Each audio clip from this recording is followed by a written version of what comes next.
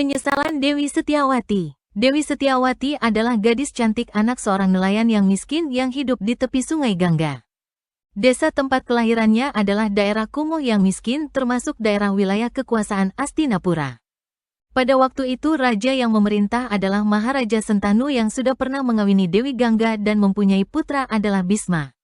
Dialah pewaris tunggal Astinapura. Namun suatu ketika, Raja Sentanu bertemu Dewi Setiawati lalu jatuh cinta. Karena bosan hidup miskin, Dewi Setiawati ingin merubah nasib. Bersedia menjadi permaisuri dengan syarat asal putranya menjadi pewaris tunggal Astinapura. Karena cinta buta, akhirnya Maharaja Sentanu menyanggupinya. Tetapi karena ingin berkuasa penuh, Dewi Setiawati timbul ketamakannya dan takut Bisma akan mengancam niat tamaknya. Akhirnya Dewi Setiawati menyuruh Bisma untuk brahmacari, tidak akan kawin selamanya. Menurut kisah perang Mahabharata, sumpah ini yang mengakibat kehancuran Wangsa Kuru. Diceritakan oleh Kresna pada saat menjelang ajalnya Bisma. Kita lanjutkan kisah penyesalan Dewi Setiawati. Saat Duryodhana berkeliling kekuasaan Astina dan sampai di desa nelayan mendapat perlakuan tidak baik oleh penduduk. Atas hasutan Sakuni mengusulkan agar desa nelayan dihancurkan. Tetapi atas saran Bisma hanya cukup diusir keluar wilayah Astinapura. Mengingat daerah itu asal kelahiran ibunya yaitu Dewi Setiawati.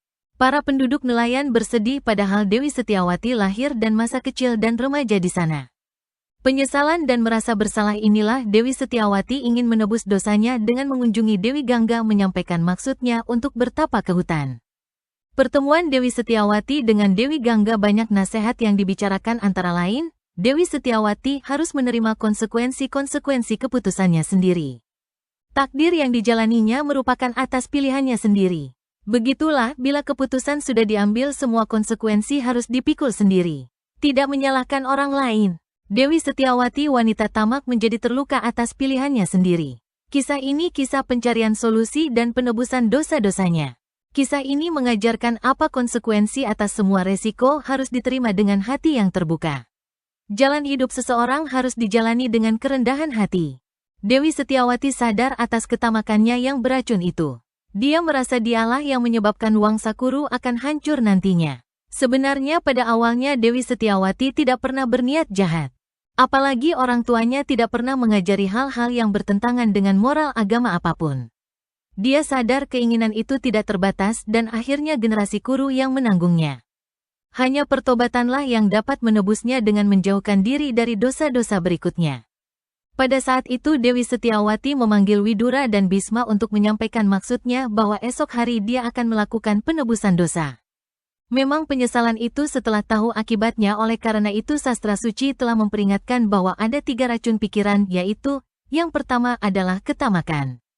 Yang kedua adalah kemarahan dan yang ketiga adalah khayalan.